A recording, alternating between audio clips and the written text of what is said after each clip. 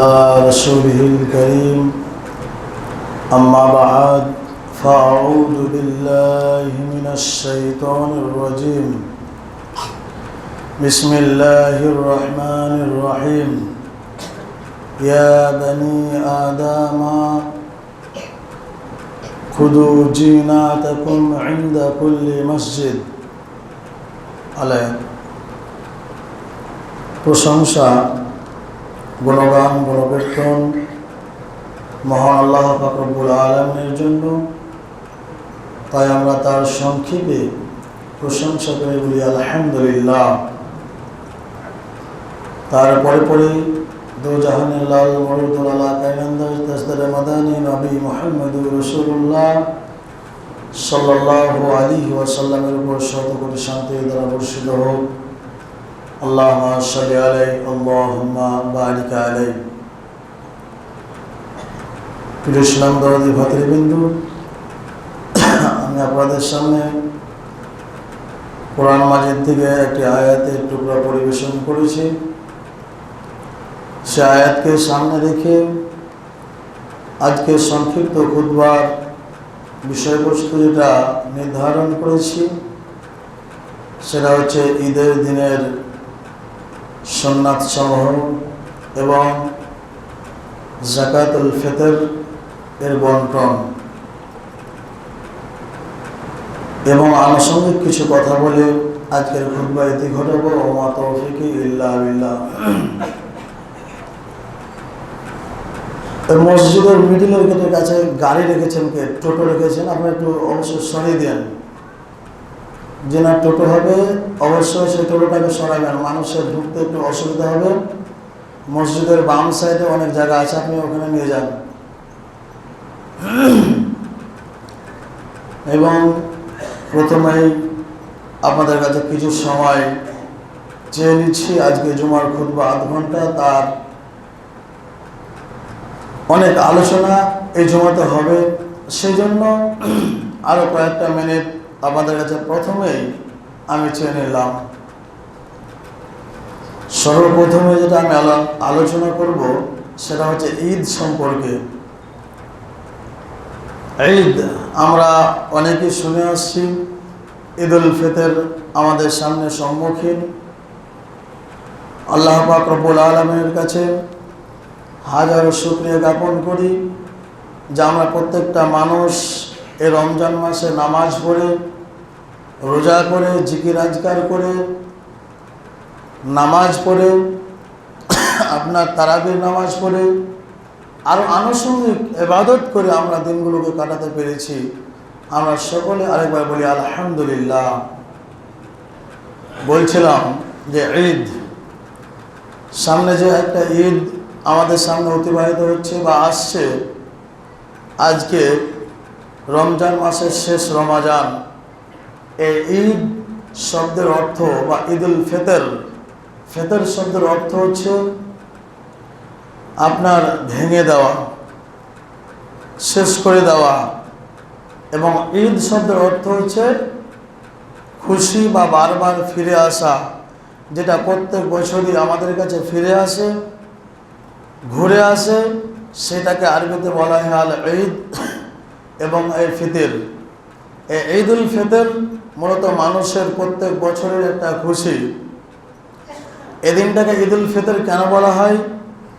এই জন্য যে এই দিনে আমরা যে একটি মাস রোজা রাখলাম, আমরা আগামী কাল থেকে আল্লাহর অশেষ রহমতে আর আমাদেরকে রোজা রাখতে হবে না, আমরা এখান থেকেই রোজাকে সমাপ্ত ঘটাবো। এই একটা খুশি বা এর জন্যই ঈদ উল ফিতর। এই ঈদ উল ফিতরের খুশি শুধু আজকের জন্য নয়, বিগত দিনে আজ থেকে নিয়ে 1450 বছর পূর্বে জনাবে মুহাম্মদুর রাসূলুল্লাহ সাল্লাল্লাহু আলাইহি ওয়াসাল্লাম এসেছিলেন। তার উপরে তিনি 30 পারা কোরআন অবতীর্ণ হয়েছিলেন। সেই যুগেও তারা এই ঈদের খুশি মানিয়েছেন বা ঈদের দিনে খুশি করেছেন। কিন্তু দেখতে হবে তাদের খুশিটা কেমন ছিল এবং বর্তমান সময়ে আমরা উম্মতে মুহাম্মদী যারা আমরা মুহাম্মদ সাল্লাল্লাহু আলাইহি ওয়াসাল্লামের উম্মত বলে দাবি করি, আমাদের ঈদের খুশি কেমন। বর্তমান প্রেক্ষাপটে যদি আমরা দেখতে যাই যে আমাদের ঈদের খুশি শয়তানের খুশির মতো নাই, আমাদের খুশি হয়ে যাচ্ছে। কেননা আজকে আমরা ঈদের দিন কত হই হট্টগোল শোরগোল হাসি ঠাট্টা, আপনার কিনা আরও আনুষঙ্গিক আপনার ঘুরতে যাওয়া বলুন, আপনার ডিজে বাজিয়ে বলুন, গান শুনে বলুন, এই যে আনুষঙ্গিক যেইগুলো শয়তানে করে, আগেকার যুগে যেগুলো শয়তানে করেছে, বর্তমান যুগে আমরা উম্মতে মুহাম্মাদি হয়ে সেগুলো গ্রহণ করেছি বা সেগুলো করছি। মূলত এই ঘুরতে যাওয়া বা ডিজে বাজিয়ে গান বাজিয়ে খুশি উদযাপন করাই এটা একটা মুসলমানের কাজ নয়, এটা একটা রোজাদারের কাজ নয়, একটা নামাজের কাজ নয়, একটা মুসলমানের ঘরের ছেলের কাজ নয় যে সে গান শুনে রং তামাশা করে বাইক চালিয়ে এদিক ওদিক ঘুরে সেই দিনটাকে খুশি মানাবে। খুশি অনেক রকম ভাগ রয়েছে এবং ঈদের দিনের যে সুন্নাতগুলো রয়েছে সেগুলো আমাদেরকে লক্ষ্য করতে হবে যে ঈদের দিনের কী কী সুন্নাত রয়েছে। সর্বপ্রথম আমি যেটা আলোচনা করব ঈদের দিনের সুন্নাত। ঈদের দিনের সুন্নাত মূলত অনেক কয়টাই আছে, আমি যেটা নোট করেছি সেটা আপনার 12টা মতন নোট করেছি। তার মধ্যে 1 নম্বর যেটা নোট করেছি সেটা হচ্ছে আমাদের ঈদের দিনের সুন্নাত যেটা মুহাম্মদ সাল্লাল্লাহু আলাইহি সাল্লাম করেছেন, ঘুম থেকে তাড়াতাড়ি ওঠা। আজকে আমাদের সমাজে দেখা যায় যে অনেক মানুষ ঈদের সময় দিয়ে দেওয়া হয়েছে, নামাজের সময় নির্ধারণ করা হয়েছে, তারপরও দেখতে পাওয়া যায় আজকে অনেক মানুষ রয়েছে যারা ছুটতে ছুটতে ছুটতে যায় ঈদের নামাজ পড়তে। এটা আমরা নবীর সুন্নাত মোতাবেক যদি চলতাম তাহলে আমরা ওই ছুটতে ছুটতে যেতাম না, আমরা কি করতাম টাইমের আগেই আমরা সেখানে উপস্থিত হয়ে যেতাম। তাহলে 1 নম্বর যেটা সুন্নাত হবে নবী সাল্লাল্লাহু আলাইহি ওয়াসাল্লামের সুন্নাত সেটা হচ্ছে ঘুম থেকে খুব তাড়াতাড়ি ওঠা। আমাদের প্রত্যেকের উচিত হবে যে ঘুম থেকে আমাদের অতি সকালে আমাদের উঠে যেতে হবে এবং ঘুম থেকে উঠে উঠেই কী করা, গোসল করা। অনেক মানুষের রয়েছে, অনেক ভাইদের রয়েছে যাদের ফরজ গোসলের প্রয়োজন হয়, অনেক মানুষ রয়েছে তাদের এমনি গোসলের প্রয়োজন হয়। তাই যদি আপনি ঘুম থেকে খুব তাড়াতাড়ি উঠেন তাহলে এই সমস্ত গোসলগুলো আপনি সেরে নিতে খুব সহজ হবে বা খুব সহজ সময়ের মধ্যে আমাদের সমাজে এগুলো অতিবাহিত হবে, আমরা বাস্তবায়ন করতে পারবো। তাহলে কি দ্বিতীয় নম্বর সুন্নাত কি? গোসল করা। 3 নম্বর হচ্ছে মিসওয়াক করা এবং সুগন্ধি বা যেটাকে আমরা বলি সেন্ট ব্যবহার করা। ঈদের দিনে সেন্ট ব্যবহার করাও একটা সুন্নতি কাজ এবং মিসওয়াক করা এটাও একটা সুন্নতি কাজ। 4 নম্বর যেটা হচ্ছে সুন্দর পোশাক পরিধান করা। সুন্দর পোশাক আমাদেরকে পরিধান করতে হবে। আল্লাহ পাক রব্বুল আলামিন কোরআন মাজিদের মধ্যে বলেছেন, ইয়া বানি আদম খুযু জিনাতাকুম ইনদা কুল্লি মসজিদ। আল্লাহ পাক রব্বুল আলামিন এই আয়াতের মধ্যে বলতে চাইছেন, হে বানি আদম, হে আদম সন্তান, তোমরা শোনো কি, খুদ জিনাতুকুম ইনদা কুল্লি মসজিদ, তোমরা প্রত্যেক সালাতের সময় তোমরা তোমাদের পোশাকটা সৌন্দর্যময় করিও। কি বললেন আল্লাহ পাক? যে প্রত্যেক সালাতের সময় তোমরা তোমাদের পোশাকটা কি করিও, সুন্দর করিও, লেবাসটা যেন তোমাদের সুন্দর থাকে। এখান থেকে বাক্য বিশেষ বলা হয়েছে ইয়ানি কি ঈদের নামাজেও একটা নামাজের অংশ, এখানেও আমাদেরকে সুন্দর পোশাক পরিধান করতে হবে। আজকে আমাদের সমাজে আমরা ফেসবুক সোশ্যাল মিডিয়ার মাধ্যম যারা আমরা সোশ্যাল মিডিয়া ব্যবহার করি তারা দেখছি অনেক মানুষ আপনার আলেমে দিন তারা এইরকম ফতোয়া দিয়ে দেয় যে আপনার ঈদের দিনে সুন্দর পোশাক বা নতুন পোশাক পরা নিয়ে তারা দ্বিমত পোষণ করেছে। কিন্তু যেটা কোরআনের কথা কে কি বলছে সেটা থেকে আমাদের লাভ নেই। যদি সেটাই হতো তাহলে বড় বড় বিজ্ঞান যারা আছেন, বড় বড় আলেমে দিন যদি তাদেরকে দেখে ইসলামটা চলতো, কিন্তু না, কোরআনে একেবারে উল্লেখ করে আছে যে প্রত্যেক নামাজে প্রত্যেক সালাতের সময় যখন তোমাদের কাছে আসবে তখন কি করবে, সুন্দর পোশাক, সুন্দর লেবাস, সুন্দর টুপি এইরকম করে তোমরা সালাতে মসজিদে গমন করবে, নামাজ পড়তে যাবে। তাহলে ক্লিয়ার হলো যে আমাদের সুন্দর পোশাক পরিধান করতে হবে। কে কি বলছে এই নিয়ে আমাদের মাথা ব্যথা করা গরম নাই। তারপরে হচ্ছে ঈদুল ফিতরের নামাজের আগে আমাদের কিছু খেতে হবে, এটা একটা সুন্নাত। আমি আলোচনা করছি যে মুহাম্মদ সাল্লাল্লাহু আলাইহি ওয়াসাল্লামের সুন্নাত যেগুলো তিনি নিজে করেছেন। কি করেছেন? যেটা 5 নম্বরে নোট করেছি, সেটা হচ্ছে ঈদুল ফিতরের দিন নামাজের পূর্বে কিছু আপনাকে খেতে হবে, যেটা সুন্নতি খাবার, সেটা হচ্ছে খেজুর। খেজুর, আল্লাহ রসুল সাল্লাল্লাহু আলাইহি সাল্লাম খেজুর খেয়ে ঈদের দিনে নামাজ পড়তে যেত। এই নয় যে আমরা না খেয়ে আপনার ঈদের দিন নামাজ পড়তে চলে গেলাম, এরকম করলে হবে না। যদি আমরা বাস্তবায়ন করি সুন্নাতের, তাহলে আমাদেরকে 2টা খেজুর, যেটা আল্লাহ নবী সাল্লাল্লাহু আলাইহি সাল্লাম বেশি পছন্দ করতেন, বেশি খেতেন খেজুর, সেই খেজুর খেয়ে আল্লাহ রাসূল সাল্লাল্লাহু আলাইহি সাল্লাম যেতেন। ওই রকম আমরা যদি সুন্নাত পালন করতে চাই, তাহলে আমাদেরকে 2টা খেজুর বা পরিমাণ মতো খেজুরকে ঈদের সালাত আমাদেরকে পড়তে যেতে হবে। 5 নম্বর 6 নম্বর যেটা হচ্ছে তাকবীর পাঠ করা। আমাদেরকে সূর্য ডোবার পর, এই যে আজকে সূর্য যখন ডুবে যাবে, এরপর থেকে নিয়ে আমাদের কি হবে, তাকবীর পাঠ করতে হবে। আল্লাহু আকবার, আল্লাহু আকবার, লা ইলাহা ইল্লাল্লাহ, আল্লাহু আকবার, আল্লাহু আকবার, ওয়ালিল্লাহিল হামদ। এই যে ঈদের তাকবীর, এই তাকবীরটা এই সূর্য ডোবার পর থেকেই শুরু হয়ে যাবে। তাহলে আল্লাহ নবী সাল্লাল্লাহু আলাইহি সাল্লামের সুন্নাত হচ্ছে আপনাকে তাকবীর বেশি বেশি করে পড়তে হবে। সূর্য ডোবার পর থেকে নিয়ে শুরু করে দিতে হবে আপনাকে তাকবীর দেওয়া, যেটা আল্লাহ নবী সাল্লাল্লাহু আলাইহি সাল্লাম করেছেন। 7 নম্বর হচ্ছে ঈদগাহ আমরা যাব। কিসে যাব? আজকে আমাদের আপনার কিনা গাড়ি ঘোড়ার দিনে আমরা অনেক মানুষ দেখতে পাই যে আমরা আপনার মোটর সাইকেলে চলে যাই, আমরা সাইকেলে চলে যাই, আমরা কষ্ট করতে চাই না। কিন্তু নবী সাল্লাল্লাহু আলাইহি সাল্লামের যেটা সুন্নতি পদ্ধতি হচ্ছে আপনাকে ঈদগাহ যেতে হবে, হেঁটে যেতে হবে। হেঁটে যাওয়া, ঈদের ময়দানে হেঁটে যাওয়া, এটা হচ্ছে সুন্নাত। এবং বলা হচ্ছে 8 নম্বর হচ্ছে আপনার ঈদের নামাজ কোথায় হবে, সেটা হচ্ছে খোলা ময়দানে, খোলা জায়গাতে। আপনার এর পরিপ্রেক্ষিতে অনেক আলেম ওলামাগণ বলেছেন খোলা ময়দান মানে ওটাই যে তার একেবারে খোলা থাকবে। খোলা ময়দান মানে ওটাই তার কোনো আপনার কিনা কিছুই থাকবে না, আপনার বাউন্ডারি থাকবে না, কোনো ঢালাই থাকবে না, এরকম কোনো কিছুই থাকবে না। অভিজ্ঞ আলেম ওলামারা এই সব বিষয়ে তারা চর্চা করে এটা বলেছে যে তারা যেন বুঝতে পারে যেটা ঈদগাহ ওই রকম পরিচয় রেখে তার কিছুই করা যাবে না।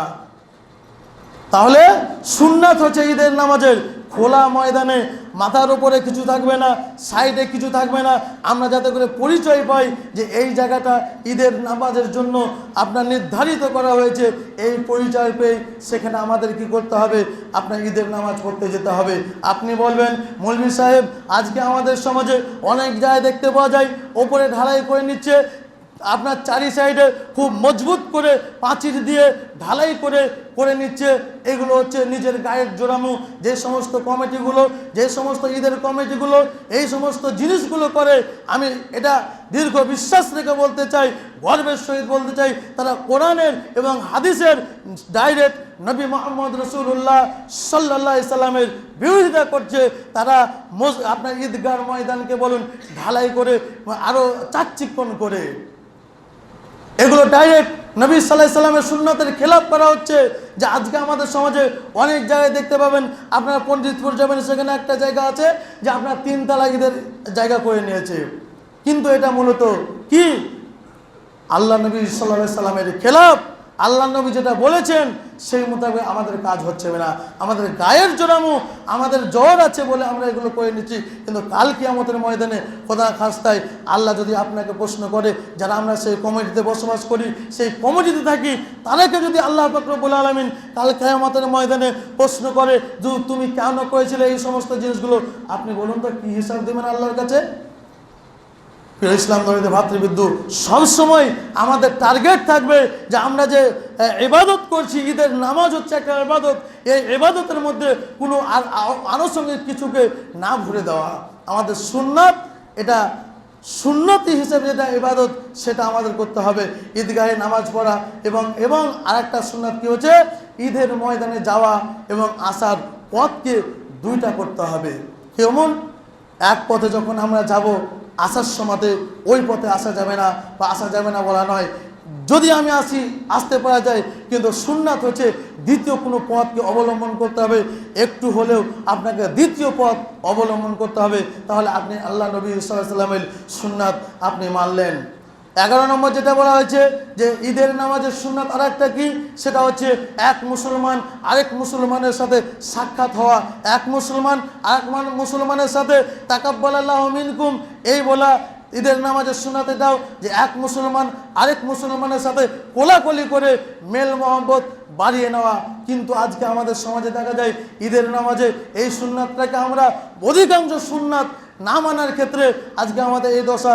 আজকে আমাদের যখনই আপনার নামাজ শেষ হয়ে গেল আমরা দেখতে পাই মানুষ হই হই করতে করতে ঈদের ময়দান থেকে আপনার ছুটে চলে আসে, তারা খুতবাটা শোনার পর্যন্ত সময় তারা তাদের কাছে দেয় না। আপনি মানুষের সাথে আলাপ আলোচনা করছেন, মানুষের সাথে একটা কোলাকুলি হবে, মানুষকে ঈদের শুভেচ্ছা জানাবেন, কখন? ওটা একটা জায়গা আল্লাহ নবী সাল্লাল্লাহু আলাইহি ওয়াসাল্লামের জামাতে তাই এরকম করতো। 12 নম্বর হচ্ছে সেটা হচ্ছে দান সাদকা করা। ঈদের দিনে দান সাদকা করা এটাও একটা নবী সাল্লাল্লাহু আলাইহি সাল্লামের সুন্নত, বা এটাও আল্লাহ পাক রব্বুল আলামিন যে নবী সাল্লাল্লাহু আলাইহি সাল্লাম বলেছেন তার সুন্নতের মধ্যে এটাও পড়ে। এখান থেকে আমরা বুঝতে পারলাম যে কয়টা ঈদ আপনার সুন্নতের কথা বললাম। আল্লাহ রাব্বুল আলামিনের কাছে দোয়া করি, হে আল্লাহ রাব্বুল আলামিন যেন আমরা এই সুন্নতগুলো মেনে এই দুনিয়ার বুকে ঈদের দিন চলতে পারি। আল্লাহ তুমি আমাদেরকে তৌফিক দিও, সকলে বলেন আমিন। এবং আরেকটি ঘটনা আপনাকে বলি, আজকে আমাদের সমাজে এটা অনেক অনেক অনেক ঈদ কমিটিরা এটা অন্যায় করে, যে অন্যায়ের কোনো ক্ষমা নেই, যে অন্যায়ের কোনো আপনার আল্লাহর কাছে হিসাব দিতে পারবে না। সেই জিনিসটা কি? সেই জিনিসটা হচ্ছে সময় নিয়ে। আজকে আমাদের ঈদের ময়দানে অধিকাংশ জায়গাতে ঈদের সময় নিয়ে এরা আজকে হই হট্টগোল করে। আজকে আমরা প্রত্যেকটা জায়গাতে দেখতে পাই ঈদের সময়কে নিয়ে তারা কিনা আলাপ আলোচনা করে, তার আরও আনুষঙ্গিক কাজ করে, সেগুলোর দিকে তাদের খুব জ্ঞান বুদ্ধি রয়েছে, কিন্তু তাদেরকে যে সময়টা সঠিক করে করতে হবে এই দিকে তাদের জ্ঞান বুদ্ধি নেই, এই দিকে তাদের কিনায় আপনার হুঁশ জ্ঞান থাকে না। সময় কি হবে? আল্লাহ রাসূল সাল্লাল্লাহু আলাইহি সাল্লাম বলেছেন কখন তোমরা ঈদের সালাত আদায় করবে? আল্লাহ রাসূল সাল্লাল্লাহু আলাইহি সাল্লাম বলেছেন কানা নবী সাল্লাল্লাহু আলাইহি ওয়াসাল্লাম ইউসাল্লি বিনা ইয়াউমাল ফিতরে ওয়াস-শামসু ফি দারমাহা। অর্থাৎ নবী সাল্লাল্লাহু আলাইহি সাল্লাম বলেছেন তোমরা ঈদের সালাত কখন আদায় করবে? সেই সময় নবী করিম সাল্লাল্লাহু আলাইহি সাল্লাম বলেছেন ওই সময়তে আদায় করবে যখন দেখবে সূর্য উঠেছে, উঠার পরে কিছুক্ষণ পরে যখন আর একটু উঠবে তারপরে তোমরা কি করবে? ঈদের নামাজের জন্য প্রস্তুত হয়ে যাবে, জামাত শুরু করবে। আজকে আপনাকে বলি, আজকে যদি আপনি চার্ট দেখতে যান, আপনার গুগলের মধ্যে ইন্টারনেটের মধ্যে সার্চ করতে যান, তাহলে দেখতে পাবেন আজকে সূর্য ওঠার সময় কয়টা এবং কোন সময়ে সূর্য উঠছে।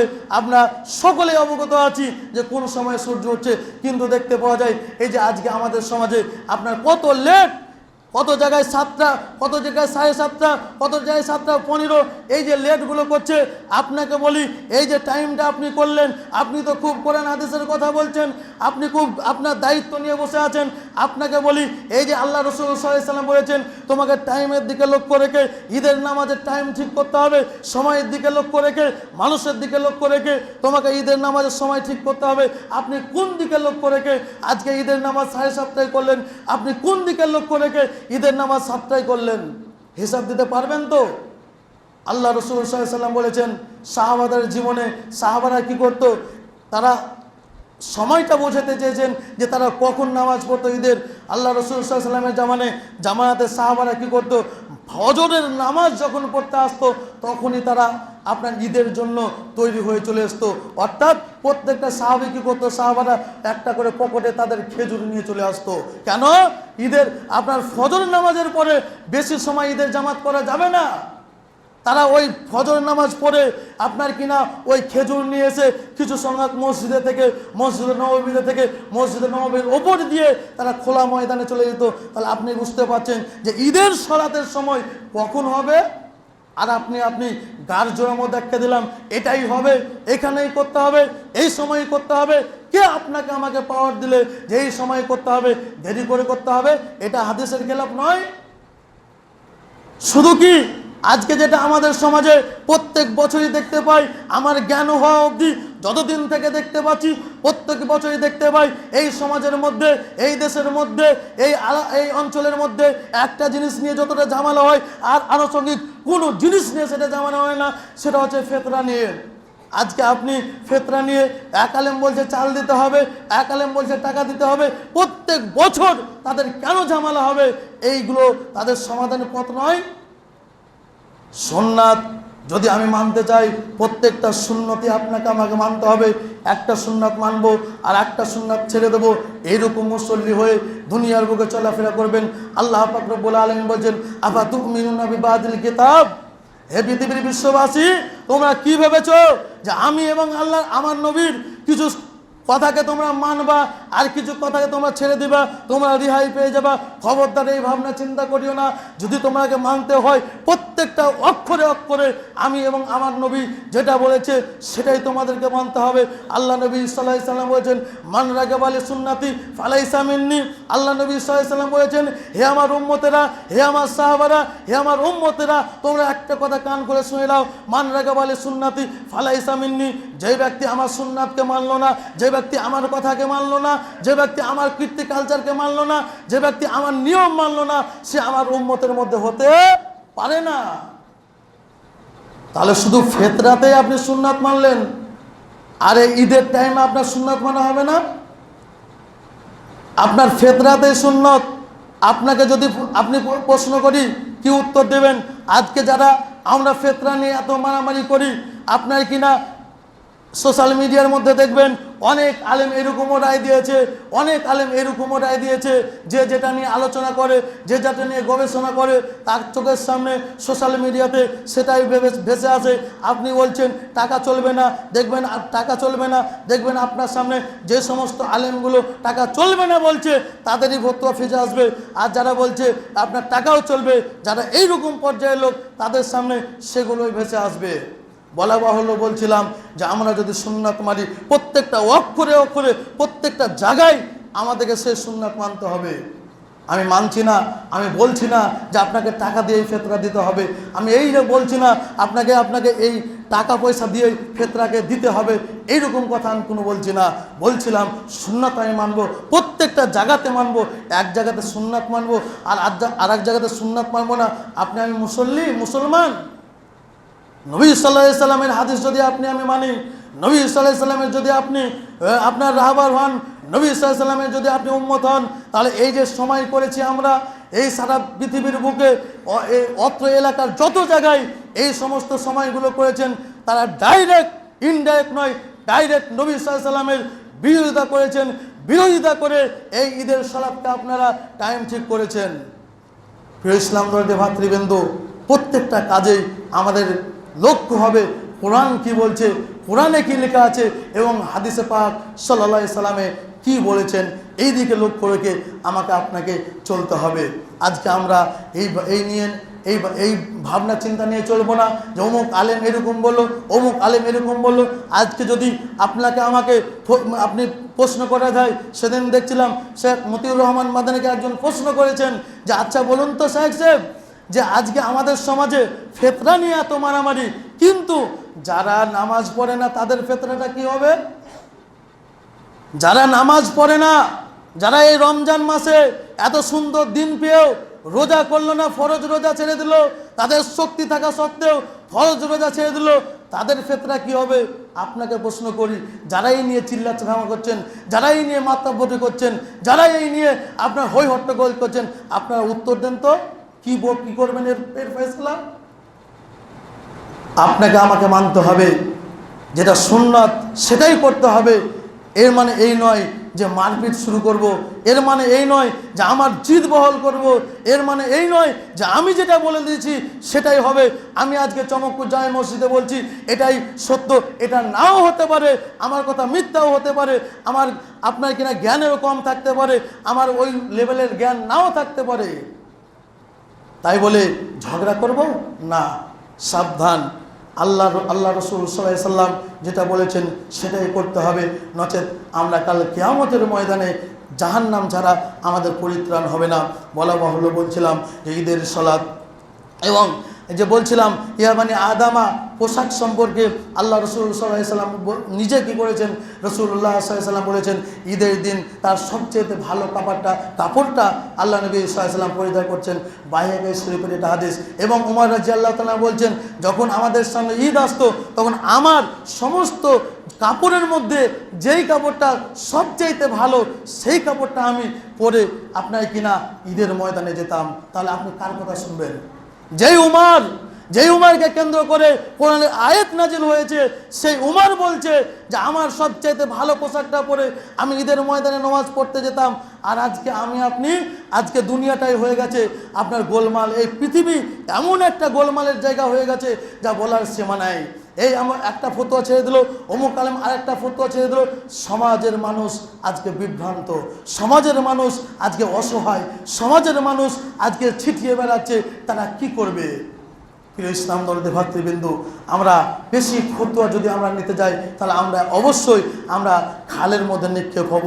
আমরা যেটুকু জানি, কোরআন হাদিস যেটুকু জানি, সে মোতাবেক আমরা আলোচনা করব, আমরা শ্রবণ করব এবং সেই মোতাবেক চলাফেরা করার আমরা চেষ্টা করব। আল্লাহ পাক রব্বুল আলামিন তুমি আমাদেরকে তৌফিক দাও। এবং সময় শেষের দিকে আপনাকে প্রথমে বলেছি, কয়েকটা মিনিট আপনাদের কাছে চেয়ে নিচ্ছি। যে বলছিলাম যে এই রমজান মাস একটা পবিত্র মাস আজকে আমাদের কাছ থেকে চলে যাচ্ছে, আজকে শেষ হয়ে যাচ্ছে। এই দিনেও আজকে আমরা যারা আল্লাহ পাক রব্বুল আলামিনের কাছে তোবা তাহলিল করতে পারলাম না, তাদেরকে বলতে চাই আপনারা অবশ্যই তোবা তাহলিল করুন, আল্লাহর কাছে জিকির আজকারে মাসগুলো। এখনও একটা সময় রয়েছে আপনার কাছে, আমার কাছে এখনও সময় রয়েছে আল্লাহর কাছে তোবা তাহলিল করার। সামনে বছর আমরা আর কি রোজা পাবো কি পাবো না, এই পবিত্র মাস পাবো কি পাবো না, এই রহমতের মাস পাবো কি পাবো না, মাগফিরাতের মাস পাবো কি পাবো না, কোনো গ্যারেন্টি নেই। তাই প্রত্যেক মানুষকে বলতে চাই আপনারা অবশ্যই আল্লাহর কাছে ক্ষমাপ্রার্থী হয়ে নিজের জীবনকে পরিবর্তন আনুন। কারণ আল্লাহ নবী সাল্লাল্লাহু আলাইহি ওয়াসাল্লাম বলেছেন, রাগিবা আনফু রাজুলিন দাখালা রমাদান সুম্মান সাখা কাবলা আন আয়াগফির লাহু। আল্লাহ রাসূল সাল্লাল্লাহু আলাইহি ওয়াসাল্লাম বলেছেন, ওই ব্যক্তির নাক ধুলায় দূষিত হোক, ওই ব্যক্তির নাক ধুলায় দূষিত হোক। কোন ব্যক্তি? যেই ব্যক্তি রমজান মাস পেল অথচ কি করলো না, তার পাপকে ক্ষমা করে নিতে পারলো না। রমজান মাস পেল অথচ তার পাপকে মাফ করে নিতে পারলো না। ওই ব্যক্তির মতো দুর্ভাগ্য কপাল, ওই ব্যক্তির মতো আপনার অসহায় ব্যক্তি পৃথিবীর বুকে আর কেউ নাই। তাই প্রত্যেককে মানুষকে বলতে চাই যে আপনারা অবশ্যই আল্লাহ পাক রব্বুল আলামিনের কাছে তোবা তাহলিল করে আপনারা অবশ্যই আজকের মধ্যে তোবা তাহলিল করে মসজিদে আসুন। বাকি 11 মাস যেরকমভাবে এই যে আমরা নামাজের পর নামাজ পড়ছিলাম, আমরা একবার 11 মাস নামাজ পড়বো বলি ইনশাআল্লাহুল আজিজ। এবার আমি সংক্ষেপে শেষের দিকে কয়েকটা কথা বলি। আল্লাহ পাক রব্বুল আলামিনের কাছে দোয়া করি, হে আল্লাহ রব্বুল আলামিন, আমরা যেন সঠিকভাবে তোমার কোরআন ও হাদিসকে মেনে এই দুনিয়ার বুক থেকে বিদায় নিতে পারি। তুমি আমাদেরকে তৌফিক দাও, সকলে আমিন।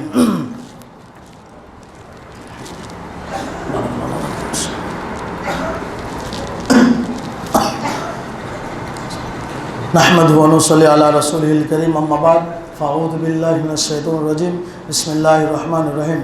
إنما الصدقات للفقراء والمساكين والعاملين عليها والمؤلفات القلوب في الرقاب والغارمين في سبيل الله وابن السبيل فريضة من الله والله عليم حكيم। আমি এই আয়াতের অর্থ করছি না, শুধু একটা জিনিস আপনাদেরকে বলছি, সাদকাতুল ফিতর কয় শ্রেণীর মানুষ আজকে আমাদের কাছে পাবে, সেই সমস্ত জিনিসগুলো নিয়ে একটু আলোচনা করে আমার খুতবা ইতি ঘটাবো। ওমা তৌফিক ইল্লা বিল্লাহ। আল্লাহ পাক রব্বুল আলামিনের আদেশ, সূরা তওবার 60 নম্বর আয়াত আল্লাহ পাক রব্বুল আলামিন ঘোষণা দিয়েছেন সাদকাতুল ফিতর, অর্থাৎ এই যে ফিতরার টাকা কয় শ্রেণীর মানুষ পাবে? 8 শ্রেণীর মানুষ এই টাকার হকদার রয়েছে। কোন কোন শ্রেণী একটু শুনে নিই, তারপরে বক্তব্য শেষ করব। 1 নম্বর যেটা আল্লাহ পাক রব্বুল আলামিন বলেছেন, ওয়াল ফুকারা। আমরা সকলে জানি ওয়াল ফুকারা অর্থাৎ ফকির, যারা মানুষের দ্বারে দ্বারে চেয়ে বেড়ায়, যারা মানুষের দ্বারে দ্বারে ভিক্ষা করে বেড়ায়, তাদেরকে বলা হয় ফুকারা, অর্থাৎ ফকির মানুষ এই টাকার হকদার রয়েছে। এবং তারপরে দ্বিতীয়তে বলা হয়েছে ওয়াল মাসাকিন এবং মিসকিন কোনগুলা? আমাদের অনেকে হয়তো এই ধারণা নাই যে মিসকিন কারা। মিসকিন আল্লাহ রাসূল সাল্লাল্লাহু আলাইহি সাল্লাম যেটা বলেছেন, মিসকিন হচ্ছে ওই ব্যক্তি যাদের অভাব আছে, অনটল আছে, যার সংসার চলে না, অথচ মানুষকে বলতে পারে না, ভাই আমি আজকে আমার বাড়িতে রান্না হয়নি, ভাই আমি এই ঈদের মৌসুমে একটা জামা কিনতে পারলাম না, ভাই আমার এই ঈদের মৌসুমে আমি একটা খেজুরের প্যাকেট কিনতে পারলাম না। এই সমস্ত মানুষগুলো হচ্ছে মাসাকিন, অর্থাৎ মিসকিন। আর আল্লাহ রাসূল সাল্লাল্লাহু আলাইহি ওয়াসাল্লাম বলেছেন, ওই সমস্ত মানুষগুলোকে তোমরা গ্রামের মধ্যে খুঁজে বেড়াও যে কোন শ্রেণীর ওই সমস্ত মানুষ কে কে রয়েছে, এবং তাদেরকে বেশি বেশি করে তোমরা দান করো। কেন? তারা মুখ জবান খুলে তারা মানুষকে বলতে পারে না যে আমার অভাব হয়েছে, আমার অনটল হয়েছে। তারপর 3 নম্বর হচ্ছে ওয়াল আমিলিনা আলাইহা, এবং জাকাত আদায়কারী। ওয়াল আমিলিনা আলাইহা, এইখানে বলা হচ্ছে এই জিনিসটা আজকে বর্তমান সময় উঠে গেছে। আগেকার যুগে হযরত মুহাম্মদ সাল্লাল্লাহু আলাইহি ওয়াসাল্লামের যুগে যখন আপনার শাম দেশে মুআজ বিন জাবাল রাদিয়াল্লাহু তাআলা আনহুকে পাঠিয়েছিলেন, মানে আপনার গভর্নমেন্ট থেকে, যেটা সরকার থেকে যে সমস্ত মানুষগুলোকে নিযুক্ত করা হবে, সেই সমস্ত মানুষগুলোকে এই জাকাত বা এই সাদকাতুল ফিতর পাওয়ার হকদার যদি এই দুনিয়ার বুকে বর্তমান সময়ে কেউ পায়, যদি মৌলবি আলেম ওলামারা ফতোয়া বের করে, তাহলে সেটা হবে প্রত্যেকটা সর্দার এর হকদারি হবে, যদি ফতোয়া বের হয়। আর না হয় তাহলে সরকারিভাবে যাদেরকে নির্ধারণ করা হয়েছে, সরকার যাদেরকে নির্ধারণ করবে, যেটা সৌদি আরবে এখনও রয়েছে, আপনার বাইরে আরব কান্ট্রিগুলোতে, মুসলিম দেশগুলোতে এখনও রয়েছে, যে সরকার যাদেরকে নির্ধারণ করবে তারাই কেবল এগুলো পাবে। 3 নম্বর। 4 নম্বর হচ্ছে ওয়াল মুআল্লাফাতুল কুলুব, এটা হচ্ছে ওই সমস্ত ব্যক্তি, ওই সমস্ত শ্রেণী যাদেরকে ইসলামের দিকে আকর্ষণ করা যাবে, যে বোঝা যাবে যে এই ব্যক্তিটাকে টাকা পয়সা দিলে হয়তো মুসলমান হতে পারে, বা নতুন মুসলমান হয়েছে, যে এই ব্যক্তিটাকে টাকা দিলে হয়তো আর কি করবে না, অন্য ধর্মে যাবে না, তাহলে ওই সমস্ত ব্যক্তিকেও আপনার এই টাকাটার হকদার রয়েছে। আপনার কিনা 5 নম্বর যেটা অফের রিকাব। অফের রিকাব, রিকাব হলো ওই সমস্ত যাদের, রিকাব হচ্ছে আপনার কিনা গোলাম। বর্তমান সময়ে গোলাম নাই, গোলাম ওই সমস্ত গোলাম যারা আপনার কিনা মানুষের কাছে, হযরত মুহাম্মদ সাল্লাল্লাহু আলাইহি ওয়াসাল্লামের যুগে ছিল যে একটা বড় লোক যারা ছিল তারা গরিব মানুষকে কিনে নিত, কিনে নিয়ে তাদের কাজের লাগাতো। বলা হচ্ছে ওই গোলামগুলো হকদার রয়েছে সাদকাতুল ফিতরের, আপনার কিনা পাওনার সাদকাতুল ফিতর, জাকাতুল ফিতর এরা পাবে। আপনার 6 নম্বর হচ্ছে ওয়াল গারিমিনা, দেনাদার ব্যক্তি, যারা যাদের দেনা রয়েছে, দেনার 3টা ভাগ করা হয়েছে। দেনার 3টা ভাগ করা হয়েছে। এক, যে যারা দেখবেন সমাজের মধ্যে এমন এক শ্রেণীর মানুষ রয়েছে যারা কাউরি একটা বিচার হচ্ছে, সেই বিচারের জামিনদার হয়েছে। দেনা মানে এই নয় যে আপনি জমি জায়গা কিনেছেন যে দেনা হয়ে গেছেন, এই দেনা নয়। দেনা মানে হচ্ছে ওইটাই যে একটা বিচার হচ্ছেন, আর আমি বা আপনি তার জামিনদার হয়েছি, যে তার জামিনদার আমি হলাম, তোমাকে টাকা দিয়ে দিবে। যদি সে টাকা পরিশোধ করার পরে ও যদি টাকা না দেয়, তাহলে ওই ব্যক্তিটা আপনার এই সাদকাতুল ফিতর পাওয়ার হকদার। আপনাকে বুঝতে হবে দেনাদার মানে এই নয় যে নিজস্ব কোনো কাজে, নিজের জমি করতে গিয়ে, দোকান করতে গিয়ে, মাল কিনতে গিয়ে টাকা নিয়ে দেনাদার হয়ে গেলাম, ওরা এই টাকার হকদার নয়। 6 নম্বর। 7 নম্বর হচ্ছে ফি সাবিলিল্লাহ, মুজাহিদ এবং গাজিরা। মুজাহিদ যারা আল্লাহর রাস্তায় শহীদ হয়েছে, গাজিরা যারা আল্লাহর রাস্তায় গিয়েছে, যারা আল্লাহর রাস্তায় জীবন দিয়েছে তারা। 8 ইবনে সাবিল, মুসাফির, যারা মুসাফির অবস্থায় রয়েছে, তারা বড় লোক হলেও, তারা কোটিপতি হলেও যদি মুসাফির অবস্থায় থাকে আর যদি তার কাছে টাকার অনটল হয়, তাহলে এ বলা হচ্ছে, আল্লাহ পাক রব্বুল আলামিন বলছেন যে তারা ওই টাকার হকদার রয়েছে। 8টা খাত রয়েছে। এবার আপনাকে আর একটু কথা বলি। আজকে আমাদের সমাজে একটা জিনিস দেখা যায়, এই আপনার আমাকে যেমন জুমার আগেই জিজ্ঞাসা করছিল যে এই সাদকার টাকাটা, জাকাতুল ফিতরটা কয় ভাগ করতে হবে? কয় ভাগ নয়, এখানে ভাগের কথা আল্লাহ রাসূল সাল্লাল্লাহু আলাইহি ওয়াসাল্লাম বা আল্লাহ পাক রব্বুল আলামিন বলেননি। আল্লাহ পাক রব্বুল আলামিন 8টা খাত বলেছেন, 8টা জায়গা বলেছেন, 8 শ্রেণীর মানুষ বলেছেন। এখান থেকে এই নয় যে অমুক 1 ভাগ করে দিলাম অমুক পাবে। এখানে কিন্তু উল্লেখ করে দিলাম যে কোন কোন শ্রেণীর মানুষ আছে। এমনকি যারা ফতোয়া ফরজ দেয় যে মাদ্রাসা মসজিদগুলো, তাদের কিন্তু এখানে কি নাই, উল্লেখ নাই যে অমুক মাদ্রাসাকে আমি 60% দিয়ে দিলাম, আমার গ্রামের মাদ্রাসা বা অমুক মাদ্রাসা আসবে, ওকে আপনি আপনার কিছু টাকা দিয়ে দিলাম, এরকম নয়।